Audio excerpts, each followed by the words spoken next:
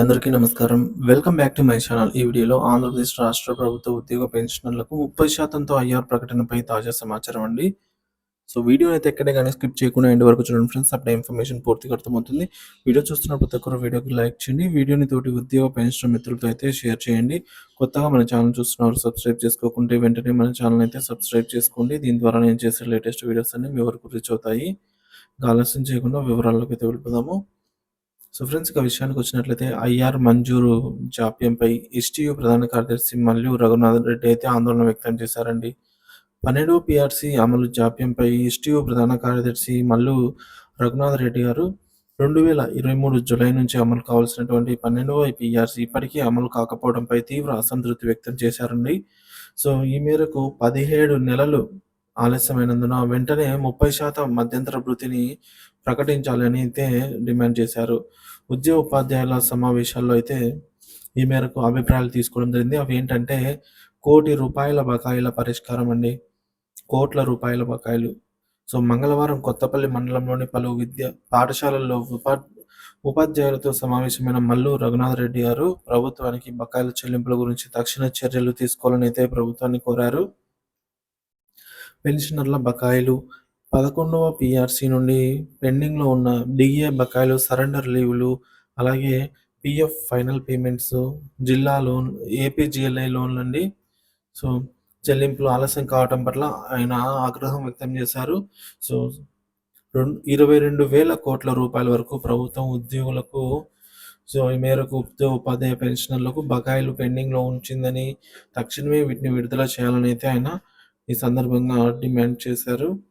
ఇక పాఠశాలల పనివేళ పెంపుపై అభ్యంతరం వ్యక్తం చేశారండి. సో పాఠశాల పనివేళలు ఏవైతే ఉంటాయో వాటిపై మల్లు రఘునాథ్ రెడ్డి గారు విద్యార్థుల అభ్యర్థనను సంసిద్ధతను దృష్టిలో ఉంచుకొని పాఠశాలల పనివేళల పెంపు నిర్వహణ విచారణ చేయాలని అయితే కోరారండి. సో మళ్ళీ ఒకసారి ఆలోచించుకోవాలని అయితే చెప్పారు. ఇంకా విద్యార్థుల మానసిక స్థితిని పట్టించుకోకుండా తీసుకుంటున్నటువంటి ఈ విద్యా ప్రమాణాలపై ప్రతికూల ప్రభావం చూపుతుందని కూడా ఆయన ఈ సందర్భంగా హెచ్చరిక జారీ చేశారు. ఒక ఉపాధ్యాయులతో కౌన్సిల్ జరిపిన విద్యార్థుల ఆంక్షలకు అనుగుణంగా నిర్ణయాలు తీసుకోవాలి అని అయితే సూచించారు. ఇంకా డిమాండ్ల చిట్టా అండి. సో డిమాండ్ల వివరాలు ఈ విధంగా అయితే ఉన్నాయి. సో ఒకటోది వెంటనే 30% మంజూరు చేయాలి. ఐఆర్ మధ్యంతర భృతి ఏదైతే ఉందో వెంటనే ప్రకటించాలి అని. కొత్త పీఆర్సీ అమలు వరకు ఉద్యోగ ఉపాధ్యాయ పెన్షనర్లు ఆర్థిక ఒత్తిడిని ఎదుర్కొంటున్నారు. సో ఇది తక్షణమే ఉపశమనాన్ని అయితే అందించగలుగుతుంది కాబట్టి 30% ఐఆర్ మంజూరు చేయాలని అయితే కోరటం జరిగింది. ఇక పెండింగ్ బకాయిలను కూడా వెంటనే చెల్లించాలన్నారు. 11 పీఆర్సీ, డీఏ, అలాగే పీఎఫ్ పేమెంట్లు, ఏపీజీఎల్ఐ వంటి వాటికి చెల్లింపులకు ప్రత్యేక నిధులను కేటాయించాలని అయితే సూచించారు. మూడోది పాఠశాలల పనివేళలపై అయితే సవరణలు, విద్యార్థుల మానసిక అభ్యాస సామర్థ్యాన్ని పరిగణలోకి తీసుకుని నిర్ణయాలు అయితే తీసుకోవాలి. ఉపాధ్యాయుల అభిప్రాయాలకు కూడా ప్రాధాన్యత ఇవ్వాలి.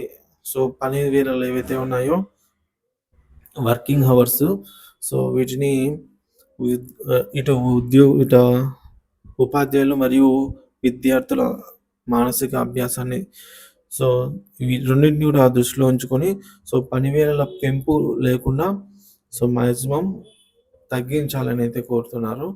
ఇక ప్రభుత్వానికి హెచ్చరిక జారీ అండి. ఎస్టీయూ ప్రధాన కార్యదర్శి మల్లు రఘునాథ్ రెడ్డి ఈ డిమాండ్లపై ప్రభుత్వం వెంటనే స్పందించకపోతే ఉద్యోగ సంఘాలు ఆందోళన మరియు ధర్నాలు చేపట్టే అవకాశాన్ని నివారించలేమని హెచ్చరించారు. ప్రభుత్వ నిర్లక్ష్యం కొనసాగితే రాష్ట్ర వ్యాప్తంగా ఉద్యోగ ఉపాధ్యాయులు పెన్షన్లు పెద్ద ఎత్తున ఆందోళన కార్యక్రమాలకు సిద్ధమవుతారని కూడా ఈ సందర్భంగా ప్రభుత్వానికి అయితే హెచ్చరిక జారీ చేశారండి. సో మొత్తానికి ఈయన చేసినటువంటి వ్యాఖ్యలు ఉపాధ్యాయుల ఆర్థిక స్థిరత్వము, విద్యార్థుల భవిష్యత్తు గురించి ఆందోళన వ్యక్తం చేస్తున్నారు కాబట్టి సో మల్లు రఘునాథ్ రెడ్డి గారు అయితే ఈ మేరకు ప్రభుత్వానికి డిమాండ్ చేశారు. ప్రభుత్వం వీటిపై స్పందించి తక్షణ చర్యలు తీసుకోవడం అవసరమని అన్నారు. సో ఇది ప్రభుత్వంతో పాటు ఉపాధ్యాయ సంఘాల పరస్పర నమ్మకాన్ని పెంపొందించగల దిశగా అయితే నిలవాలి అని అయితే కోరారు.